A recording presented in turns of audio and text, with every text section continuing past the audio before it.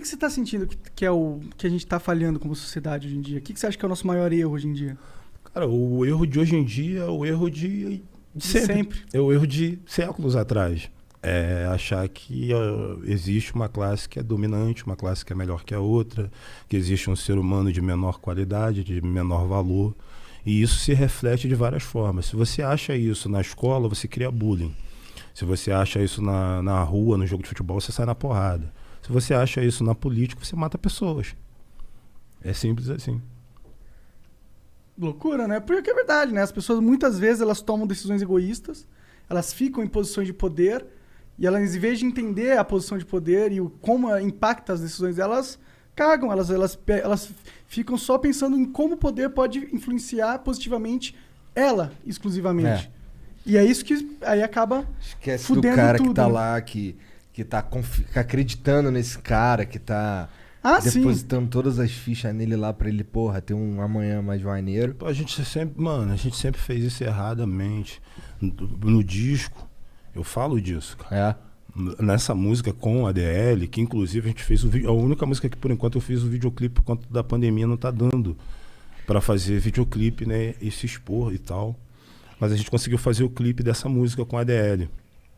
Nessa música a gente fala de indignação política, né? Mostra que cada movimento político partidário errado causa muitos efeitos negativos, desastrosos e às vezes irreversíveis para quem está lá do outro lado da ponta.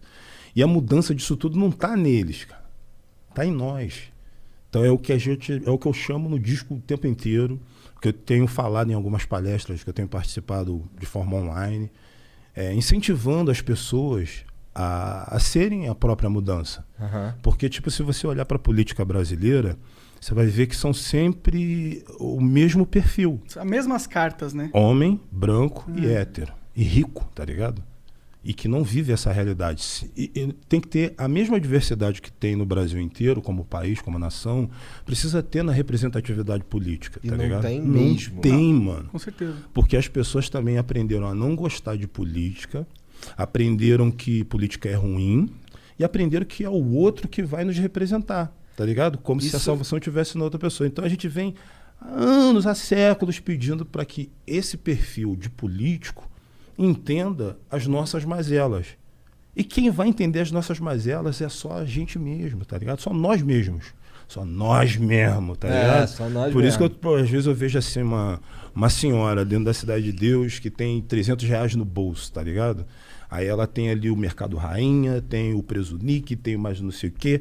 E ela sabe que o Presunic é o mais caro, tá ligado? Se ela for comprar tudo no Presunic, não vai dar pra trazer tudo. Então ela compra um pouquinho no Presunic. Mas tem uns bagulho que só tem no Presunic. Exatamente. Então ela vai... Cara, tu acha que eu não tô ligado? Tu é doido? Então ela vai lá no Presunic, compra o que só tem lá, vai num outro da CDD, no outro tá mais barato, depois vai no outro mercadinho e com R$300 ela consegue comprar tudo. Se é o político, ele vai no Presunic e compra tudo lá. O dinheiro não é dele.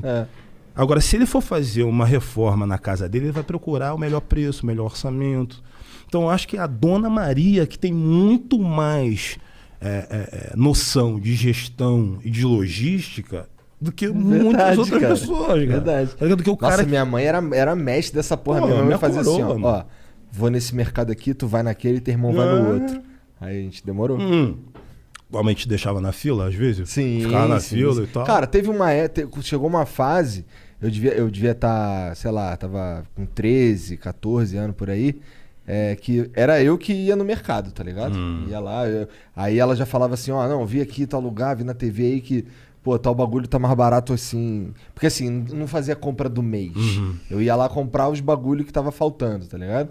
Então ficava de olho sempre lá nas paradas e toda hora era um mercado diferente. É isso que eu penso, mas é a tua mãe que tem que ser a vereadora, é essa senhora aqui que eu exemplifiquei, que tem que ser a deputada estadual, tá ligado? E assim vai entrando dentro da política e você vai mudando. Eu acho, na minha cabeça, posso estar redondamente enganado, mas eu acho que a gente tendo pessoas mais do povo dentro da política, eu acho que a gente tem a tendência de conseguir chegar mais próximo, com políticas públicas mais próximas do que as pessoas precisam De verdade. Do contrário, acho que eu vejo um distanciamento muito grande, até pelo histórico. Você vê que quando vem alguém dizendo que é a nova política, é alguém que tem o sobrenome do pai. Tá ligado? Então você começa a ter políticos de carreira. E que, tipo assim, não herdam somente o sobrenome do pai, herda também as merdas que o pai, o avô, o tataravô fazia, e assim vai. Então vai criando caciques, desculpe a população indígena, mas esse é um termo utilizado para exemplificar esse tipo de atitude dentro da política. Mas vai criando assim chefes, consertando aqui, dentro raposas velhas dentro da política. Coronéis, né? Também. Coronéis, é a melhor definição. Coronéis dentro da política que não querem largar o osso. Então ninguém tem um plano de melhoramento do Brasil. Ninguém tem um plano de melhoramento do Brasil. Todo mundo fala que tem. Mas ninguém tem. Mas ninguém tem, de verdade. Todo mundo tem um plano de poder, cara. É verdade. Todo mundo tem um plano de poder. Não, a gente viu isso provado mais uma vez agora com o Bolsonaro. Quem puder vai querer se permanecer no poder. Isso em qualquer instância, desde o presidente da República até do vereador, lá embaixo. Todo mundo quer se manter no poder. O que puder fazer para prolongar, não só tem direito a 2 mandatos, vamos botar para 3, não pode ter reeleição, mas é a perpetuação dentro do poder. Não existe um plano de governo, um plano de melhoramento do Brasil. Não, é só ficar ali mamando. Mas é aquilo que tu falou, se o cara herda, né, o sobrenome e herda também, porque o que significa herdar o sobrenome? Você vai herdar todo o capital político do seu pai, mas o que é o capital político do seu pai? É um monte de treta e mutreta que ele tem com um monte de gente no poder, e essas tretas e mutretas, elas vão carregar em você. Você tem o cu preso com alguém. Não. A partir do momento que você herda todo esse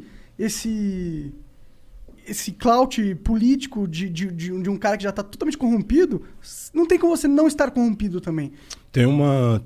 Acho que tem um recado que foi muito bem dado nas últimas eleições municipais, que foi a quantidade de gente LGBT eleita, de mulheres eleitas, mulheres pretas, muitas delas sofrendo ameaça, recebendo xingamentos racistas. Não tem importância, irmão. Pode gritar, pode espernear, mas o importante é a gente chegar, tá ligado? Teve muito jovem, muita gente de favela entrando.